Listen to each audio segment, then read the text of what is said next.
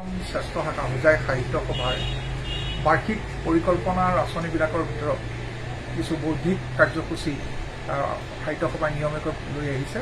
ইয়াৰ ভিতৰত হ'ল সভাৰ সাহিত্যৰ্থী বেজবৰুৱা ভৱনত এখন প্ৰাচীৰ পত্ৰিকা মাহিলী এখন প্ৰকাশ কৰা হয়। অহা 20 জুনত প্ৰাচীৰ পত্ৰিকাৰ পৰৱৰ্তী সংখ্যা প্ৰকাশিত হ'ব। 20 জুনৰ বিষ্ণুৰাভা দিৱস উপলক্ষে এই বিশেষ সংখ্যা প্ৰাচীৰ পত্ৰিকাখন প্ৰকাশিত হ'ব।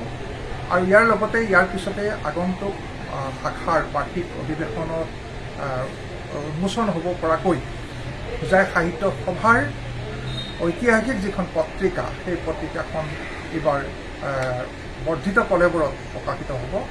গতিকে প্ৰাচীৰ পত্ৰিকা আৰু আমাৰ পত্ৰিকাখনৰ কাৰণে ইচ্ছুক লেখক লেখিকা হোজাই সাহিত্য সভাৰ মাননীয় সদস্যসকলে যিসকলে সাহিত্য চৰ্চা কৰে তেখেতসকলে চমু লেখা কবিতাই হওক অনুগল্পই হওক বা অন্যান্য প্ৰবন্ধ পাতি অতি চমুকৈ লিখি প্ৰাচীৰ পত্ৰিকাৰ কাৰণে নিতান্ত চমু হ'ব লাগিব। এইখিনি আমাৰ শাখা সভাৰ সম্পাদক সভাপতি অথবা পত্ৰিকা সম্পাদকৰ হাতত পোৱাকৈ প্ৰেৰণ কৰিবৰ কাৰণে অনুৰোধ জনোৱা হৈছে। হোজাই সাহিত্য সভাৰ বাৰ্ষিক পত্ৰিকা আৰু প্ৰাচীৰ পত্ৰিকা প্ৰকাশৰ প্ৰস্তুতি।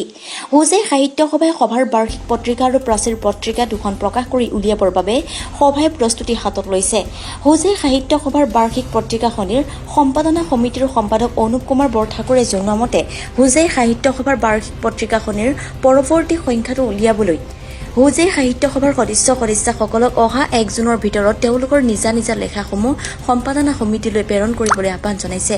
আনহাতে হোজাই সাহিত্য সভাৰ প্ৰাচীৰ পত্ৰিকাখনো বিষ্ণুপ্ৰসাদ ৰাভা দিৱসৰ লগত সংগতি ৰাখি 20 জুনত প্ৰকাশ কৰিবৰ বাবে দিহা কৰা হৈছে।